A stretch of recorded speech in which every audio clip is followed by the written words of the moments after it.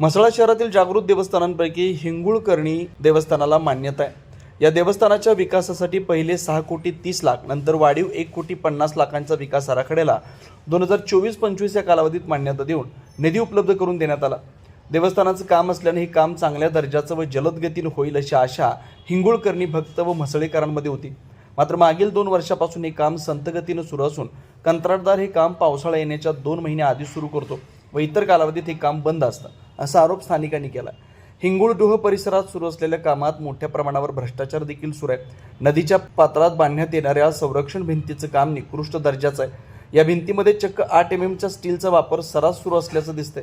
कंत्राटदार बेजबाबदारपणा व नगरपंचायतीच्या दुर्लक्षपणामुळे मागील 2 वर्षापासून स्थानिकांना इथं गणपती व देवी विसर्जनासाठी मोठ्या अडचणींना सामोरं जावं लागतंय। सदर कंत्राटदारावर कारवाई करण्याची मागणी ग्रामस्थांकडून होती आहे। हिंगुळडोह ठिकाणी जो सुशोभीकरणाचा गेल्या 2 वर्षापासून जो काम चालू आहे, हा काम अतिशय बोगस आणि भ्रष्टाचाराने भरलेला आहे। ह्या भ्रष्टाचारामध्ये ह्याची जी भ्रष्टाचाराची जी सुरुवात आहे ही त्यांनी वापरलेल्या स्टीलपासून होते।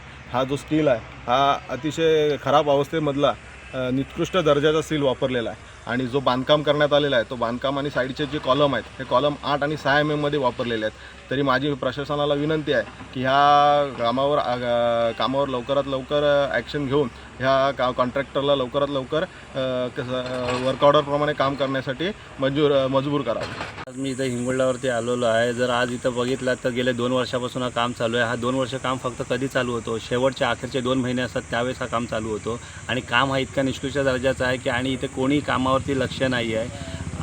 गणपती विसर्जनच्या वेळेस पण नेहमीच त्रास होतो आहे, देवी विसर्जनच्या वेळेस त्रास होतो आहे। नवरात्रीमध्ये इथे 9 दिवस माळ लावली जाते, तीही माळ लावता येत नाही, भाविकांना दर्शनी घेता येत नाही। इतका हा खाणकाम केलेला आहे, तर योग्य ती कारवाई या ठेकेदारावरती लवकरात लवकर होणे जरुरीचे आहे। तुम्ही पाहत आहात विस्टा न्यूज मराठी।